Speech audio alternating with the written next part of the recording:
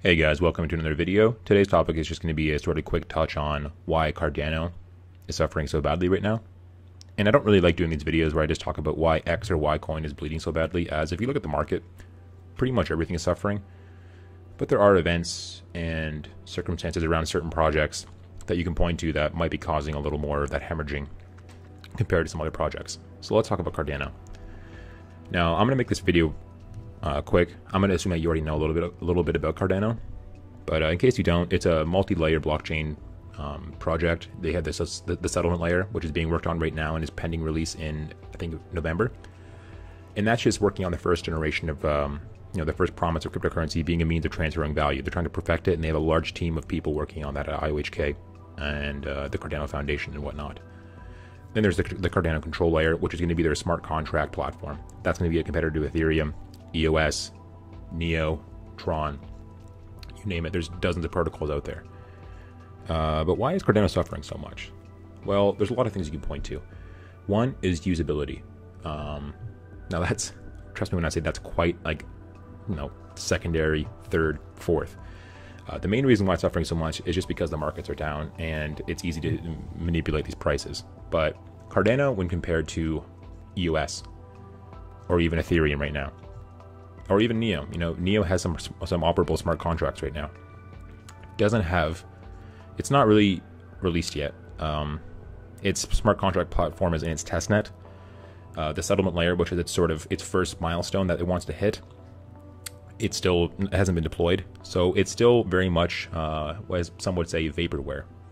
And that is just that it's not really implemented yet. No one's really building on top of it. Now, that's not necessarily a bad thing. I think the hype of cryptocurrency and the actual use cases for it right now has been greatly exaggerated. This is a sentiment that I share with Vitalik Buterin. For all the promise of blockchain and DLT, there's really not a whole lot of use cases for it right now. If you look at the dApps that are out there, most of them are really simple, just point and click, RPGs, gambling games, cat games. There are other ones out there, but no one's really using them. So the hype for use versus the hype for crazy gains and Lambos certainly doesn't match up, and we're seeing that in the market. But with Cardano, there's not a whole lot to build on top of right now. What you have is the potential of building on top of it in the future, and that future is very bright for Cardano, in my opinion. Charles Hoskinson is one of the, I think, best minds in the space. He's pragmatic, he's a really nice guy, and he has experience, so I don't doubt the project for a second. And if I was gonna, not that I would ever do this, but if there was like I had to pick like 5 coins to all in on, it would be in that list. Just because I have a lot of faith in IOHK and I have a lot of faith in Charles. But regardless, it's not all bad news. Coming up we have the Ethereum Classic Summit, which is actually in like 6 hours, and Charles is going to be speaking there on behalf of IOHK. And I'm sure he'll touch on Cardano probably pretty briefly, or maybe he'll get in depth and do it, but who knows. On the roadmap, if we look at it, go to the top here. Now, this is something I actually really like about Cardano, is that they regularly update their roadmap. They do it like usually every 3 weeks, month, 2 weeks kind of thing, and they keep us updated. They keep us posted on what they're building and what they're trying to develop. Oh yeah, and here you have it, guys. So the Cardano settlement layer is going to be released on November 11th of 2018, and that's very promising. I'm looking forward to that. But yeah, guys, you have a big team of people working on it. Charles, Jeremy, both industry veterans. And when you get down here to the people who are actually like the R&D department, I mean, it's a star-studded list of people with PhDs, data scientists, engineers. I mean, the collective brain power of the people working on this is just stunning. And if you ever wanted to invest in, just based on technology and people behind the team, this is probably one of the better ones. So yeah, guys, there's not really a whole lot pointing to why Cardano is doing so poorly right now. One of the things is that there's a lot of FUD going around right now on Reddit, which if you think Reddit's responsible for 35% down on a $1.7 billion currency, then you might be a little diluted. But a lot of people are comparing it to the usability of EOS right now, which is seeing a high use case with its dApps that are out there, at least the gambling ones. And they're pointing to Ethereum. Cardano was supposed to be the supplantation of Ethereum. It was going to be, answer the questions, or rather, it was going to patch the problems that Ethereum had, and it hasn't done that yet. But don't look so damn short term. average into these projects. Look at the long term. Again, guys, there's not a lot of use case right now for cryptocurrency, at least in terms of demand. But look at what they're doing. You know, Cardano is expanding in a big way to Africa, which is a place that actually could really use DLT blockchain. You know, we talk about all the use cases in the first world, Canada, US, Europe.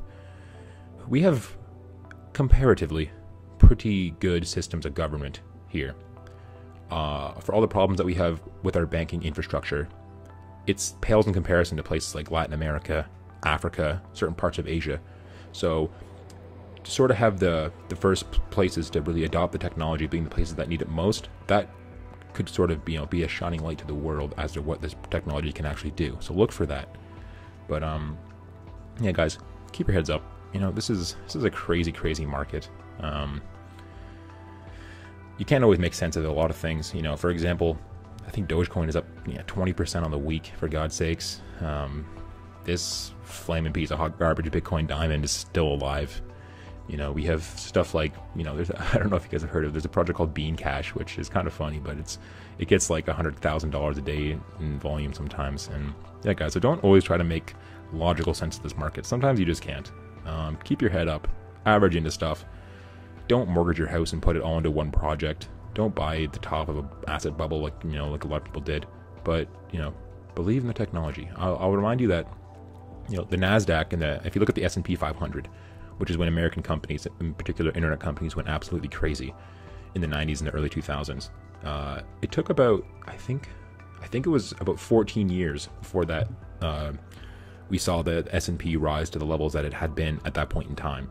And, you know, that's exactly what kind of happens, is you have a sort of crazy hype cycle. All these products come out with these grandiose visions of what they're going to do. And then over time, they sort of get culled and they get kind of left behind. And then the products that actually have real use case and real adoption, that's the stuff that really has the long staying power and actually has the value behind it. You know, look for clear-headed teams. Don't look for hype. Look for a real use case. And with Cardano, it might very well be there. But who knows? This is a crazy market and anything can happen. Anyways, guys, have a good day. Cheers.